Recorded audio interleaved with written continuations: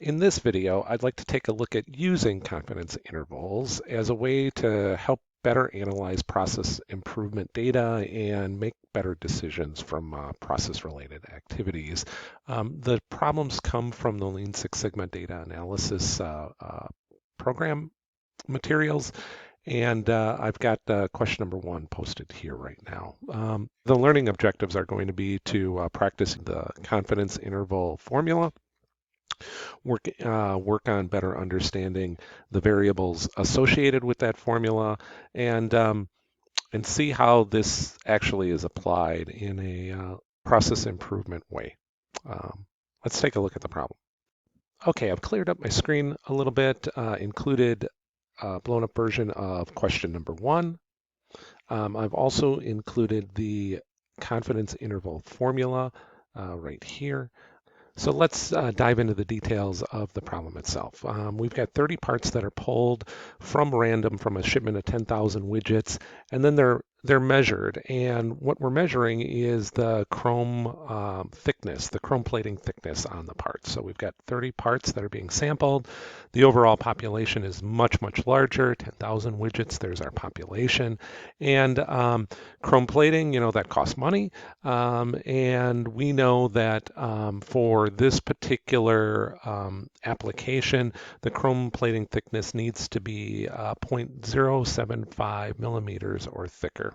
Chrome costs money, but we want it to be a certain thickness or greater. Otherwise, I don't know, it might peel off, or it just won't meet the needs that our either design engineers or customers are looking for. So we've got thickness of 0.075. That's sort of a critical value. So we grab the 30 parts, we measure each one of the 30 parts for the chrome plating thickness, and we find out that the average is 0.074 millimeters, less than what the requirement is. We also find out that there's a variation in that data set. Not every single widget that we measured had the thickness of 0.074, and the standard deviation is 0.005 millimeters. Okay. So we got a problem. The need is for 0.075. What the average is 0.074. So you want to go back to the supplier and complain to them that, hey, wait a minute, this shipment doesn't contain what we're looking for. But the supplier states that I think that if you just grabbed a little bit bigger sample size, you'd find out that if you grab, I don't know, 40, 50, 100, and did the sample from those, that your average will increase to be around 0.075 or greater, whatever the requirement is for. And so they're complaining that you don't have a big enough sample to be certain that the sample is a real reflection of the underlying population. So how do we solve this? Well, one way is we can go back to our original population of 10,000 and measure every single one of those widgets for chrome plating thickness to see if it's at 0.075 or greater. And if it's not, send it back to supplier or complain to supplier in some way. That's going to be too costly, too time consuming. What we really want to know is, with the 30 parts that we've captured, what's the level of certainty that the chrome plating thickness is greater than or less than the 0.075 millimeter tolerance. And so I want to create a confidence interval where I'm going to use the sample mean of the 30 parts to be a reflection of what the underlying population mean is. But when you create a confidence interval, you're going to create an interval, a range of values where there's going to be a low to a high value, and the overall population average, mu, is going to fall in that range. If the low to high value includes 0.075 millimeters, I think the supplier actually has a valid point. If, though, 0.075 is outside of this range, then we can probably go to the supplier and make a claim that we need to work on your quality levels, or you should accept our return, or give us a reduction in terms of the cost that we're paying you. There's a quality issue. So let's see what the confidence interval is for the data that we've collected. So we're going to need some values. The first one that we're going to need is X bar. And we have that. From the case, it's 0.074. We're also going to need the standard deviation. Now, ideally, it'd be the standard deviation of the population, but if we don't have that, and we don't, we're going to use the standard deviation of the sample, represented by S. And we have that as well. From the 30 parts, it was 0.005. We're also going to need our sample size, and we have that. It's the 30 parts. We then want to make sure that our confidence interval specifies what level of certainty we can make for our claim, and that confidence level is 95%. And then if we convert a confidence level of 95% to a z-star value, z-star is 1.96. And that's just a looked up value, and I refer you to earlier videos on that if you need clarification. So now it just becomes plug and chug, where we take the following information. We're going to take the information that I just highlighted in blue, and we're going to add it to XBAR. That'll give us the high value. And then we're going to take that information and subtract it from XBAR to get the low value. So let's do the math now.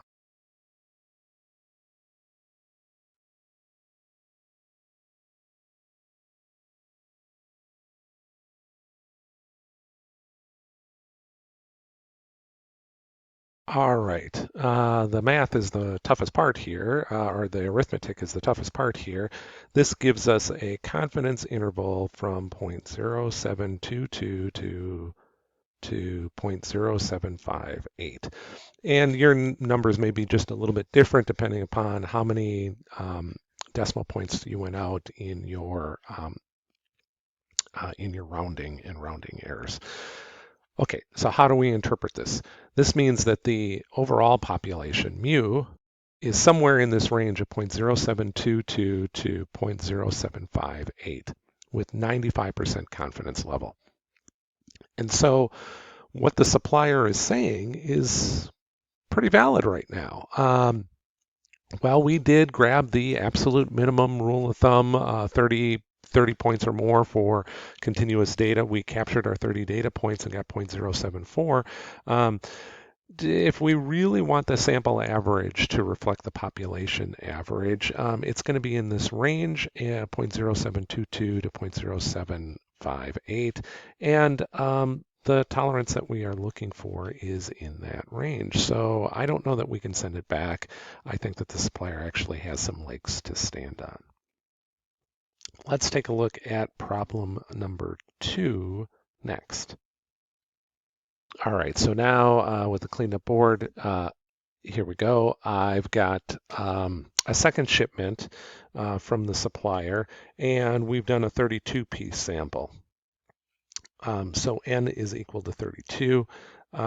We've measured that, and the sample mean X bar is 0.069. Oh, it's even lower than before.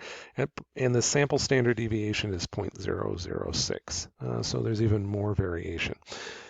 With a 95% confidence level, what's the thickness of the population mean for the entire second shipment? And again, we've got this 0.075 tolerance that we're trying to meet or exceed. Our average right now, our X bar, is lower than this. So at first we're like, I don't know if we want to accept it. But we saw earlier how maybe the confidence interval is in a range that's still acceptable. Let's take a look at what the confidence interval is for the population mean.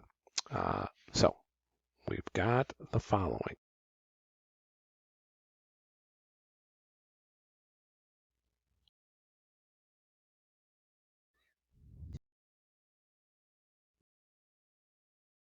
Okay, so here we go. Our confidence interval, mu, is somewhere in this range of 0.067 to 0.071. But our threshold of 0.075 is nowhere in that range, so we can say with a 95% confidence that the sample that we collected that showed the average was 0.069, we can say with 95% confidence that the overall population is outside of what our tolerance value of 0.075 is. That mu will be somewhere between 0.067 and 0.071. There's another interesting thing, though, about this problem. If the supplier was using the same process in problem number one that they were using in problem number two, we have non-overlapping confidence intervals. You remember from earlier, the confidence interval for problem number one was. So the confidence interval in problem number one, we had this for a range 0.0. We had this for a range 0.072 to 0.075 or 0.076 if we round. The after, it was 0.067 to 0.071, and they're non-overlapping. What this tells me is that there's a 95% chance that what happened before and now what's happening this time, there's a 95% level of certainty that there is something different that's going on between the first shipment and the second shipment. I don't know if that supplier was using a different facility, if they were using a different process, if they were using a different tier one suppliers of their own to create the product. But we have non-overlapping confidence intervals, and so that's a red flag as well that there's a quality issue at play. Maybe it was a classic bait and switch where the supplier started working from the facility with high quality levels to create output that had this confidence level or confidence interval. And then later on, they switched to a different facility that did lower quality work and created an interval that looked like this. Regardless, though, in question number one, we would accept the parts. In question number two, we would reject the parts, and we use confidence intervals to help us with the analysis. So what we're looking at here is just the same problem numbers, 1 and 2, but what I did was I set them up using Microsoft Excel and using the function confidence to do so. And we'll zoom into how this works. In problem number one, if you remember, we had x bar equal to 0.074, standard deviation 0.005, sample size of 30, and a confidence level of 95% that I wrote down as 0.95. If we were going to work these confidence intervals out to get the low and the high value, I use the confidence function first. And here's what that looks like. I'll jump into this cell, and we'll bring it up. And I think you can see right here, the first value that I choose is the alpha value, which is 1 minus our confidence level of 0.95, so 0.05. Standard deviation, I just have highlighted at 0.005, and our size of 30. And with that, it gives us the following value. And then to create our interval, to get the low end, we just take C3, which is our x bar minus this value to get the low end of the confidence interval. And then we do the same thing where we take x bar and we add this value to come up with the high end. In problem number two, same thing. We specify x bar, standard deviation, sample size, z star, confidence level again at 95%. We use the confidence function to get this value, and our low end shows x bar minus this value, and our high end shows x bar plus this value. And that's the way that I would work these out using Microsoft Excel. Regardless, if you do it the manual way with equations or you do it the more automated way with Microsoft Excel, confidence intervals, a great way for you to better do analysis when you're using sample means as a way to reflect the population mean.